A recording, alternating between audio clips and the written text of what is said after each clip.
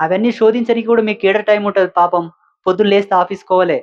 ఈరోజు real estate వాడు నడవడు. వాడు భూమి కొని అడ్వాన్స్ తీసుకునే పైసలియ్యలే అదొక టెన్షన్. ఆడ పెట్టుబడి పెడితిమని అదొక టెన్షన్. ఈడ వ్యాపారం లాస్ అయింది ఇదొక టెన్షన్. ఇవే మీకు మస్తు సరిపోతాయి. ఇవాళ మీరేడ చదువుతారు? మీరందరి వల్ల పరీక్షిస్తలేరు కాబట్టి మీ అందరి కోసం మాలాంటోళ్ళను ఉమ్మిస్తాడు భగవంతుడు. ఒరేయ్! నీవన్నీ సదువురా, అన్నీ శోధించు, వాళ్ళకు ఉపదేశం చెయ్యి, వాళ్ళకి చెప్పు, వాళ్ళని ధర్మ మార్గంలో నడిపి అని మాలాంటోళ్ళను ఉమ్మిస్తాడు దేవుడు. ఇగ మాలాంటోళ్ళ మాట కూడా ఇనకపోతే ఎట్లా చెప్పురి? ఇనాల్నా ఇనరాదా? ఇనకపోతే ఒకటే జరుగుతది. ఏం జరుగుతదో చెప్పున్నా? ఎనకటికి పండుకునే మంచానికి ఒక నల్లి పడినదంట నల్లి. నల్లి ఎంతమంది చూసిండ్రు? ఏం చేసిండంటే పడుకోకపా ఒకటే కదా అని గప్పుగయిండు. మళ్ళా మరుసనాడు 2 అయినాయి.